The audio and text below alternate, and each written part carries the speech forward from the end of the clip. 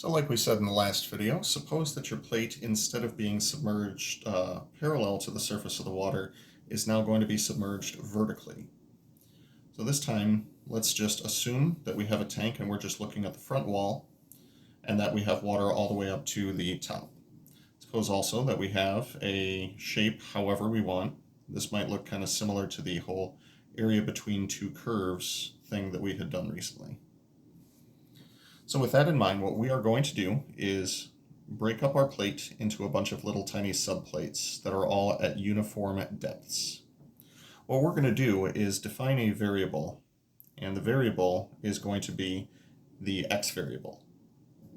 Now the x variable has a little bit of wiggle room as far as it's concerned. Sometimes you want to define x equals 0 to be the surface of the water, sometimes you want it to be the top of a plate, sometimes you want it to be the bottom of a plate. It doesn't really matter how you set it up. The important thing is that the depth and the width of the plate are now going to be functions of x.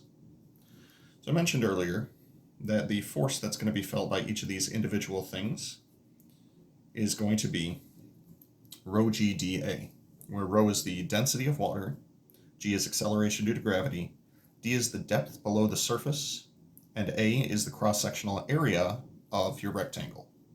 Now in this case, we're going to be approximating each of these with a rectangle, a sample rectangle, if you will.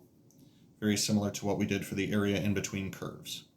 As long as we assume a small enough delta x value in between any of these, delta x. As long as we assume a small enough delta x, we're going to be okay. Now eventually we're going to take a limit as n goes to infinity, and that's going to make all of these rectangles infinitesimal anyway, so it's going to be okay. So what we're going to do is define the length of each of these rectangles as L. We're going to define the width as being W. So W is going to be delta x. However, in our formula, what this means is that we're going to be setting up this. Now rho we have already established as being 9.8. Nope, that's gravity. Rho has already been established as being 1,000 kilograms per cubic meter, and g has been established as 9.8 meters per second squared. Now if you want to combine these into one, which is what I was trying to do just a moment ago, you can just say that rho g is 9,800, kilograms per meter squared second squared, if the units work out on that. I'll let you all verify that. You all are good at this. The depth is now going to be officially a function of x. And again, this is going to depend on whether x is at the surface of the water, the top of the plate, the bottom of the plate, some other point on here, but we'll run through a couple of examples. So if x equals 0 is the surface of the water,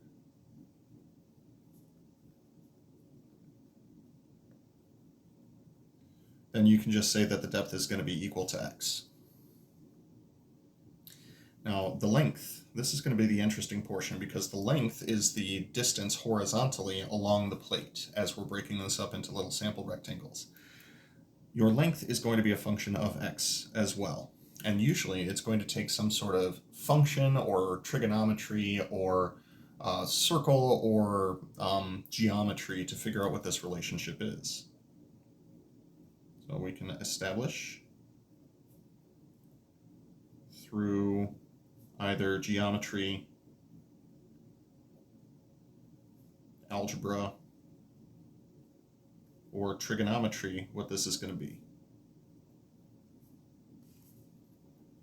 And finally, your width is going to wind up being just a little tiny change in x.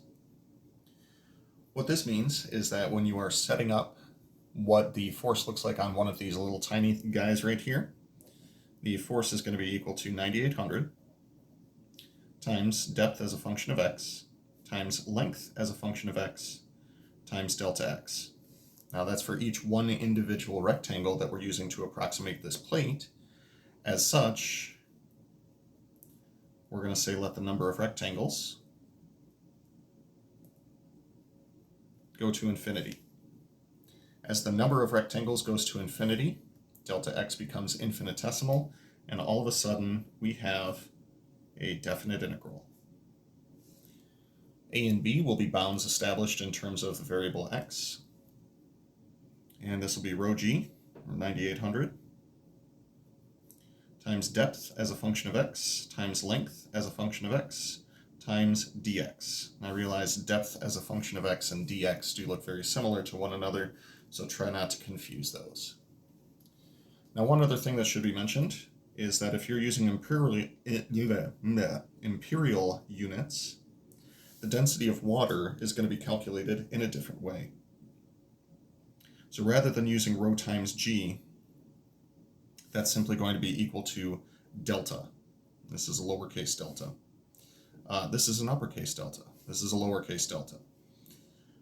With that in mind, if you do the proper conversions from kilograms per meter squared second squared into pounds and feet, you'll get that the density of water is actually 62.5 pounds per cubic foot.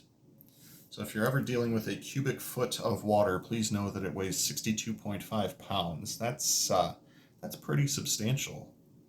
Yeah. Don't drink a cubic foot of water in one day. That's too much water in one day. So in the event that you're dealing with imperial units, then you'll be dealing with definite integral from a to b of simply 62.5 times depth as a function of x times length as a function of x times dx. During the next video, we'll go through a couple of examples of how this process works.